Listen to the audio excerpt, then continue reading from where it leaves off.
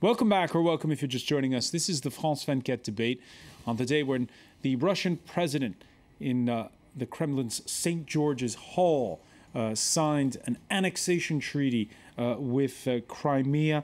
We're talking about it with, from Brussels, Czech member of the European Parliament, Libor ROUCEKMEP. Welcome back. Welcome back as well to Georgia's former European Affairs Minister, Thornike GORDAZE, who teaches, say it again, I'm sorry, at the Institute of National Defense Studies. Institute of National Defense Studies here in Paris. Here and at Sciences Po also. And at the French Political Science Institute, Sciences Po.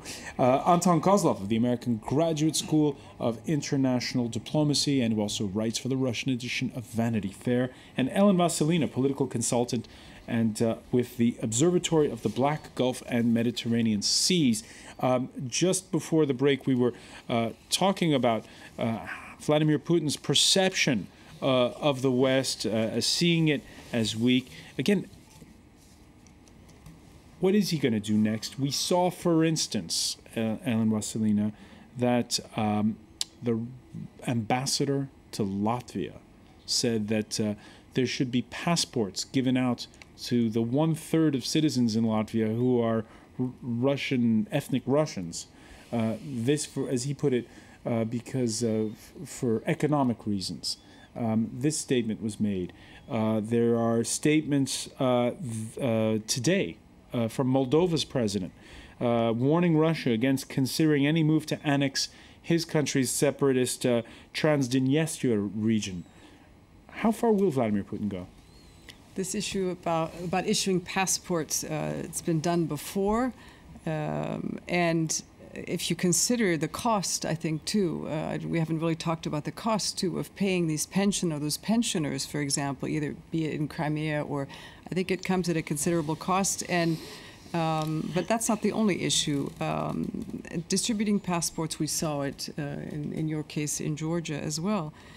It's really dividing the population and asking the population to choose. People that have lived together and lived together on a daily basis. We see this divide and rule sort of policy even in Ukraine and even in the eastern part of Ukraine. Pitting people against each other and then creating movements or national division. We talked about consensus government. I think that's probably the solution, and not pitting the citizens against each other who have lived together for generations together, be it in the East or in the West or even in Moldova. There is also other issues I think that should be considered as well, such as energy, which we haven't talked about much, or about the U.S. or the EU response to all of this, and how far is it enough to give people passports, and then is that some sort of protection, and then what? Does it make them now, I don't know if we start distributing another national passport here in France to some border regions, what does that mean? But again, has the West mishandled Vladimir Putin, who's been there since 2000? For instance, we can look at, this offer that's since been retracted to get Ukraine to enter NATO. Sure. Are actions like this a red rag to a bull? I believe that the U.S. position, for example, has been weak, as we've seen from Obama's famous reset with Russia, which was no reset at all. What I think the West, or maybe the U.S. in general, and I'm speaking for myself, we need peace through strength. Okay, we need to have, and we're seeing our defense budgets diminish. We either go to a welfare state or a military sort of peace state that is there to come in effect in these crises. If we say that we are now going to stand up and respond to responses of invasion of territory, annexation of territory based on ethnic and linguistic lines, where do we go next? And are we going to fall into little duchies again where we came from historically in Europe. So there's going to be a great divide, and I think this can all be attributed to globalization in general, where people are losing their identity and they're hanging onto their cultural and ethnic backgrounds, but they shouldn't be pitted against each other within a sovereign country with borders, a common history.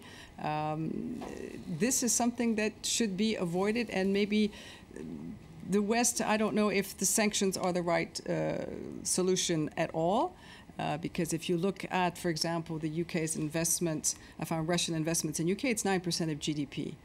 And as you said, maybe they're following and not leading with a strong response. You mentioned NATO.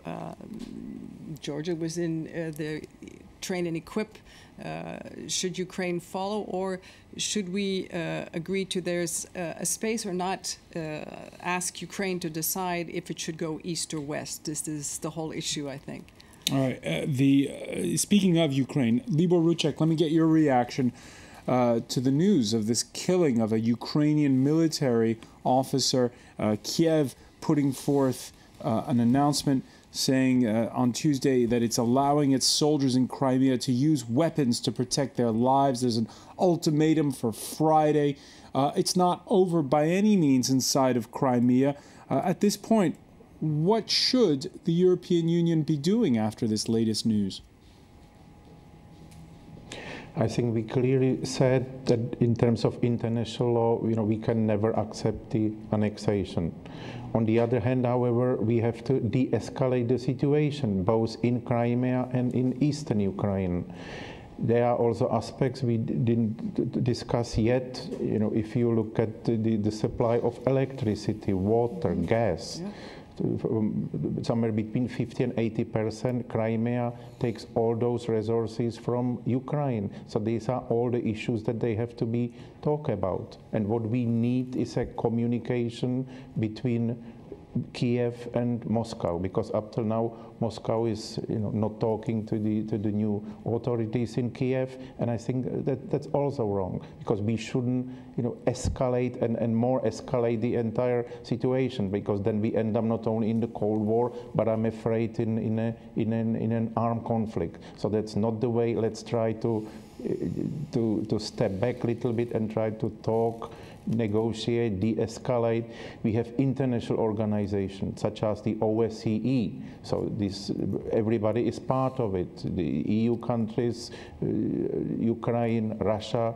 So these organizations were created to have peace in Europe, to have cooperation. So let's use those organizations to preserve this, because otherwise I'm afraid we end up in a spiral of escalations and nobody knows where it will end. All right, you mentioned getting Moscow and Kiev to talk. Well, listening to Russia's president in that speech he gave at the Kremlin earlier, it seemed as though, even though he said he's got no further designs on Ukraine, he's certainly not ready for any kind of a conversation. It is clear that there is still no legitimate executive power in Ukraine. There is no one to talk to there. Many state bodies have been seized by imposters, and on top of that, they don't control anything in their country. Is that a bargaining position, or Anton KOSLOV, is Vladimir Putin just going to refuse flat out to speak to whoever's in power in Kiev? Well, I think eventually that they will find some kind of solution. I think it is a position precisely to justify the annexation of Crimea. It is very important to demonstrate that the government in Kiev is not legitimate. It has been a position of Russia from the start.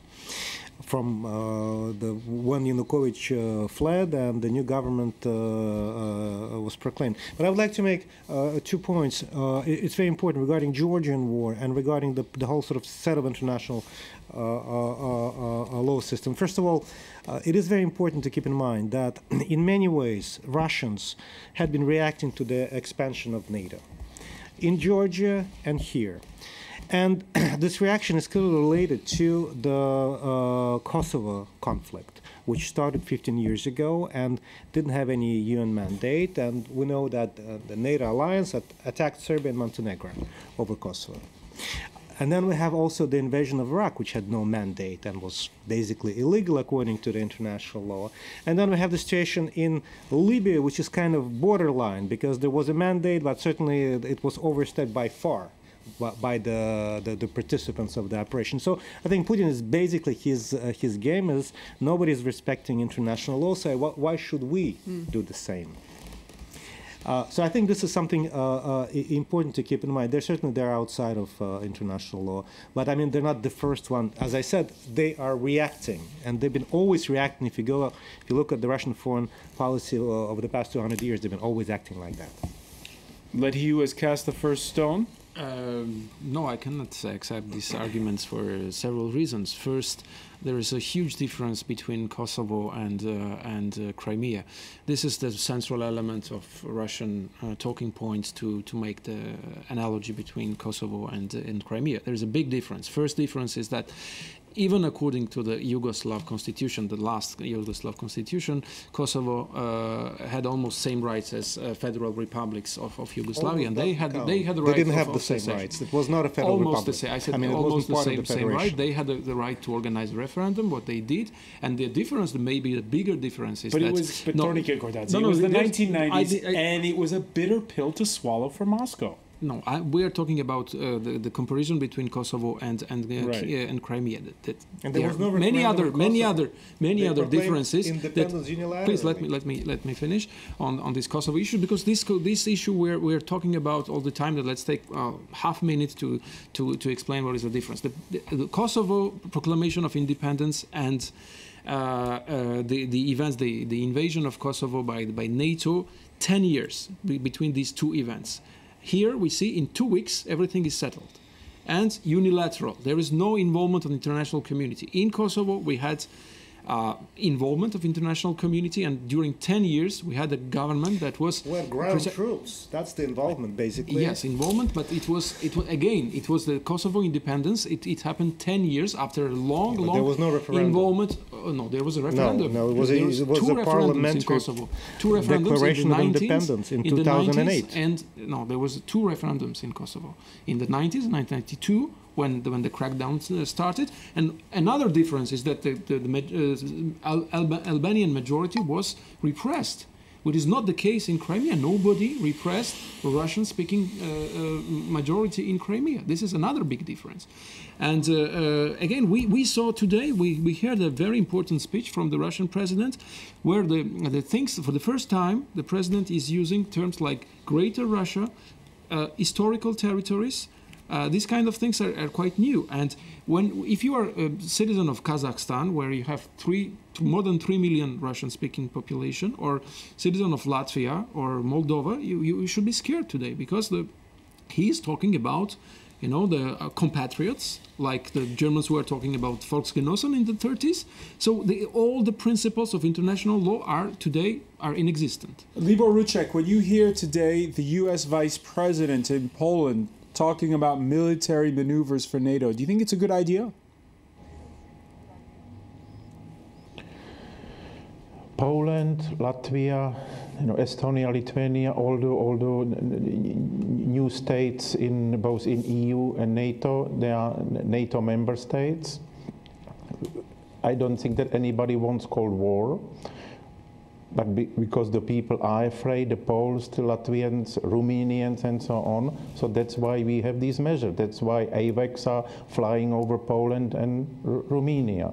That's the reaction. That's the reaction to Russia's behavior. As I say, unfortunately, I don't wish to have a new Cold War. We had one lasted for 40 years. It was enough. But at the same time, we just cannot sit and wait for this aggressive militant nationalism to come to our borders. We cannot do that. All right. The sanctions, we're talking about increasing them. There was a G7 convened for next week. That's a return, I guess, to the old days. Russia is not invited. That's at the request of the United States. And the French, so far, still inviting the Russians to D-Day commemorations in June. Mm-hmm. For the first time, though, they are openly thinking of canceling that order for 2 helicopter gunships, one of them aptly named the Sebastopol. If Putin continues to act the way he does, we might consider canceling the sale of the helicopter carrier ship. But because this will be bad for France, we also ask other countries, like Britain, to take similar sanctions, for example with assets in London that belong to Russian oligarchs. Everybody must be in it together when it comes to sanctions. Libor Roucek, is Europe together when it comes to sanctions?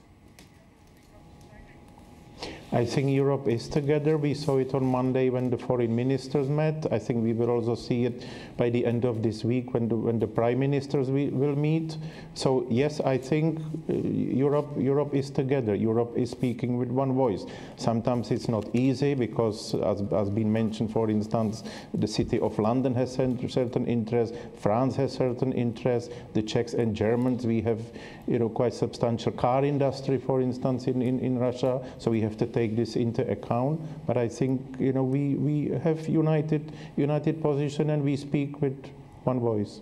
Were you surprised to hear the French foreign minister hint at perhaps scrapping the deal to deliver those gunships? I don't know whether I was surprised or not, but France to some extent was under some or is under some criticism that is providing Russia with weapons. But I think we have to analyze all our relations. G7 or G8 was mentioned. I think if the Russians want to be part of the international community, they have to behave according to the rules of international community. In other words, annex piece of another country, so they cannot expect that the Europeans, the Americans, the Japanese, the Canadians, and others that we will just sit and do nothing. So I think Russia, as I said, Cold War would be bad things.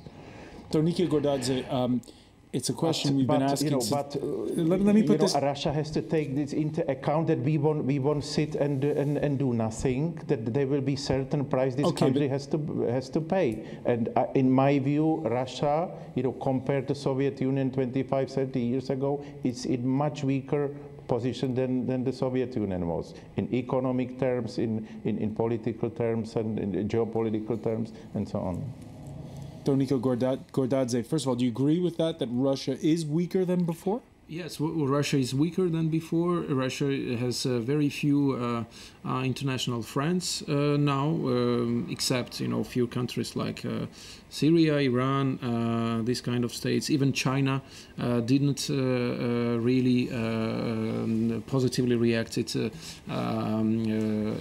relation to what happened in Crimea. None of former Soviet republics, even the closest allies of Russia like Belarus, Armenia or Kazakhstan didn't support Russia. So far, they're weathering the storm. Stock market rose today. I know the ruble is tumbling, but the other question I had for you is when it comes to those sanctions. You mentioned that on Friday there's going to be this summit. By then, the annexation of Crimea will have been ratified by the Russian parliament. How fast and how far should sanctions go? The problem is that the European Union and the US cannot act as quickly as Russia because there's fundamental differences in how these countries function and how Russia functions. In Russia, you have one leader who decides almost unilaterally everything with a very close circle of decision makers, and these decisions can be done in an hour and then they are applied in next hour. So this doesn't exist in the European Union. We have 28 countries, we have some diplomatic and also democratic processes to apply. Same thing for the US. There are some things that cannot be unilaterally decided by the president. They should be approved by the Congress.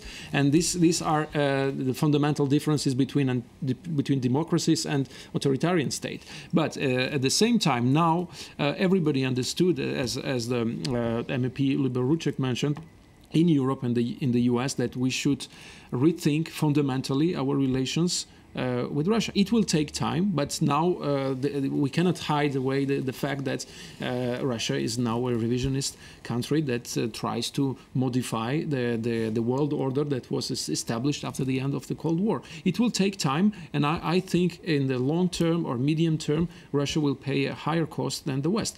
The West will pay a certain cost also. It's true now. Now we should be ready for that. The West will pay a cost, Elen WASYLINA, but so will the Ukrainians. Now, it's all good to say you're for democracy and all that, but what's the next step in Kiev? Well, we're going to have guys from the IMF showing up. There's going to have to be plans to pay loans. There's going to be all these kinds of austerity measures. It's going to bite. It's going to hurt.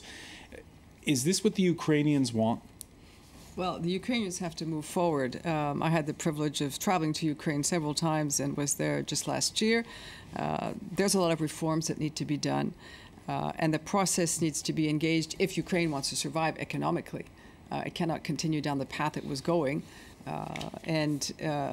Economically, it can be helped, but there's so much, just the 1 billion, for example, just to pay the gas bill, for But there's all these strings attached, and that's daunting. Well, either they move forward and reform the system, or they die economically, even politically. They have to diversify their economy. It's a very rich country. It's a big country. The population is educated, and they need to move forward in, playing a role in the economic community. And this is where the West can step in and give them a toolbox that they can fix their system, which is corrupt and is top-down, and their constitution dates back from Stalin. So they need to diversify their economy. They need to open the process. As you were saying, or one of the colleagues said, it's absolutely right. They need a consensus government. They need a representative government, a democratic government. They need to go towards elections, referendums, etc. So it's going to be a long process, but they have to do it, and I think they're willing to do it. Whether they do it with the West or the East, but they shouldn't be asked to decide. I think Russia should even step in and work with the West, be it the EU or the US, all their partners. And the country cannot be plundered as it was under Yanukovych. But it is this dichotomy between, on the one hand, the Russians, and on the other hand, structural adjustment and austerity. Yeah, let's be clear. There's a huge difference between painful reforms that they have to do. On the other side, you have just individuals who are just plundering, just destroying the country. So there is a huge difference, and I'm sure Ukrainians see the difference. Sure they do. And throwing money at it isn't a solution either. It's not the money they need, it's the restructuring. Like France went through reforms, Ukraine needs to go through reforms, main reforms. Final point before we go. Libor Roucek, at the beginning we were talking about Vladimir Putin's motives and intentions going forward. Do you see him as someone who has a master plan, or is he improvising? I would say it's a combination of both. I wouldn't say that he has a master plan, but if the situation allows, yes, he will use the situation, he will fill the vacuum. Mr. Putin, and now the whole of Russian nation, is driven by nationalism, is driven by what they perceive as a success, and this is a very dangerous period. So it's a combination of both. Anton, Kosovo? Well, I think it is. I agree. I mean, he's got a vision, and his vision, I think, today is extremely, I wouldn't call it nationalistic. It is imperial and Eurasianist. That's his vision. That's and therefore, it is not at all pro-European, even though I'm sure he is not at all against Europe. And when you leave Moscow, lots of Russians agree with that vision. Oh, absolutely. Absolutely. I think, there is, unfortunately, today we do have a situation in Russia when this sort of, archi-reactionary ideology has taken root in the Russian society and is being propagated by the state propaganda machine. That is a very unfortunate development. But I mean, he does have a vision. Does he have a master plan? I'm not so sure. I'm sure he's got some ideas. But as I said, he would act according to the circumstances. All right. And on that I agree. We'll continue to follow those circumstances that are, as we've been saying, evolving very fast indeed. I want to thank you, Anton KOSLOV. I want to thank Thornike, GORDAZE, Elen WASYLINA, and also Libor Roucek for joining us from Brussels. Thank you for being with us here. More to come on this story here on France 24.